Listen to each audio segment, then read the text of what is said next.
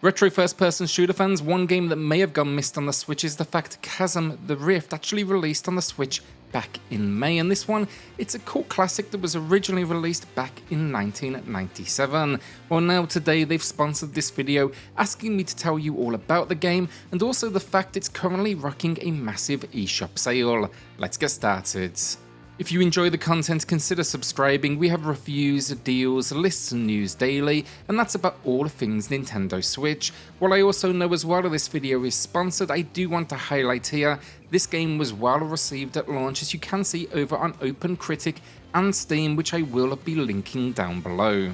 So the story goes like this: time has been destroyed and now you must battle through a series of interconnected missions tackling all sorts of grotesque creatures. Now these monsters, they travel through time channels and you must destroy them and save the day. The location variety is nice, so think a global trek, and then we even enter some nightmarish alien-like areas. It's delivered then with brief, fully voiced cutscenes between each mission, and yeah, the effort here to deliver some sort of narrative is definitely clear. Gameplay then is fast-paced first-person shooting. You'll explore a number of levels and then leverage several abilities and weapons to deal maximum destruction. What I really like about the gunplay here is you can tear enemies limb from limb, and targeting specific zones that will deliver an advantage. Think taking off their arms so you'll watch their firepower disappear along with them. If you aim for the head, well, that's going to be lights out very quickly. The gun selection as well is solid. It helps you in this quest, and some early examples include a shotgun, rifle, a railgun, grenade launcher, and then the iconic blade gun, and that deals a particularly brutal display. This thing just cuts and shreds your enemies to pieces. The game's level design as well has some nice touches as well, which makes it feel a little ahead of its time. Not only is this running, gunning, and looking for the expected switches that must be operated to proceed, but then there's abilities such as blowing out secret passageways, and while levels initially feel, on the small side, you quickly start to realize they are designed almost like mazes. That passageway area as well, I really like that because the world packs several secrets that had me hunting for a good while. Enemies then are particularly challenging as well, often taking multiple bullets and coming in a variety of shapes and sizes, and yeah, think everything from those reminiscent of facehuggers to those that fly to boss encounters that are particularly brutal. An early example, you have to basically stuff him into a fan to actually destroy him. Your gun power's really gonna do here very little. I also kept a close eye on my health during these encounters. That's on the lower half of the screen, and you'll see my armor there as well, and they can do some serious damage in an instant. I was kind of going into this expecting run and gun honestly, but on normal difficulty and above, it does require a dash of strategy. You really need to think about your character placement.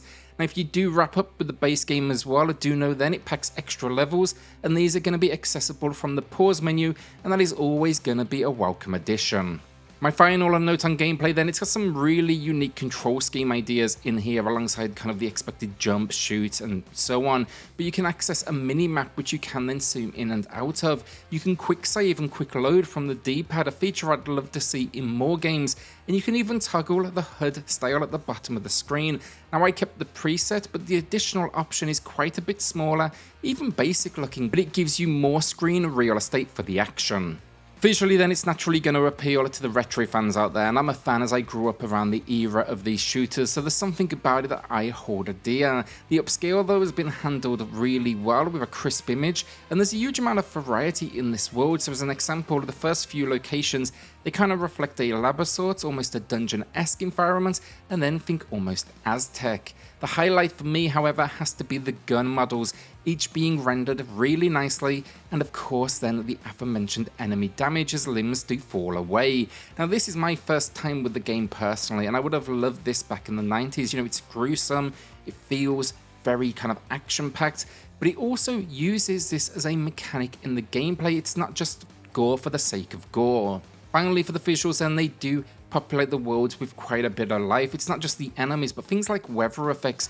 So yeah, if you jump to the extra levels, for example, or the opening one, you will see has snow falling, and it creates a really nice atmosphere. The audio then can be switched, but we'll be talking to the remastered efforts, and guns here sound good, hits sound particularly heavy, and enemies have some threatening effects attached to them. The highlight is the old school soundtrack, however. It's got an air of chiptune at times, but with a fast pace that supports the action well. I liked it so much, in fact I was listening to it offline for a little while, and it's clocking in right around the 40-minute mark. It's got this very almost industrial tone to it all, which I think is kind of traditional for the genre, but it rarely fails to disappoint. Finally, I really like the voice acting that's packed in here. Of course it is basic and, it's not to today's standards, but that's something in there that's very much charming. Again, probably only to people like myself that have a soft spot for the era, but take a quick listen here. Our intelligence has received word of a disaster from one of the power stations. The last report on its status contained data showing a progressively increasing leak of electric energy. Options wise then, Chasm The Rift is feature rich. I mentioned difficulty, so difficulty wise we get 4 options. It destroyed me a few times, so I even checked out easy mode, and that still puts up a fight. The difficulty appears to dictate enemy count, enemy strength and enemy number, so it can feel like a very different experience. Alongside this then, in more traditional settings, we can invert the lock function, we can toggle always run, we can adapt our crosshair, and then there's a slew of sensitivity settings as well.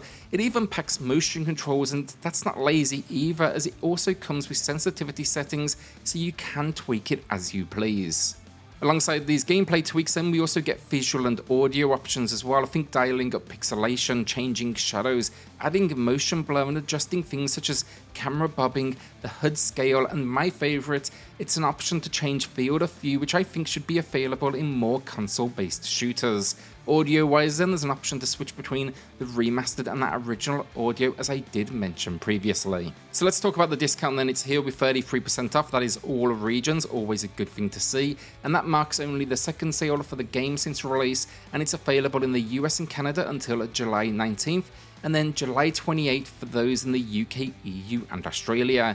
Now runtime wise, I'm seeing an average of 5 hours for completion, but I'd argue it's probably gonna take a little practice to get there. I was dying nearly constantly, so yeah, to get through it that quickly, it's probably gonna take a little while longer.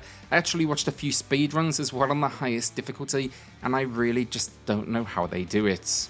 So Chasm The Rift is a great example of why I love these retro re-releases. Occasionally a game comes along that you knew very little about, or in my case I knew nothing about it, and you find something that would have resonated with you back at release if you had known about it, so it's great to finally get that experience. This game also seems to have gone by the name Chasm The Shadow Zone, so that may ring a bell for some of you as well. This one though, if you like retro first-person shooters, take a look. I've got a link in the pinned comment below, and that supports the publisher and the channel directly, not monetarily or anything like that. It just shows them there's interest from the video, and that is always going to be important to me. When I do compare it to other genre entries though, perhaps it's because I'm new to it, but it feels quite a bit more challenging than many, which is never going to be a bad thing. And again as well, it packs difficulty options if that does concern you. So yeah, look, if you're like me and you like the genre, maybe take a look, start on that easy setting, scale yourself up. But yeah, it was definitely refreshing to see something from the 90s that leans a little bit more into strategy, or at least in the sense it's not just kind of one-hit kills. You're gonna have to think about it just a little bit.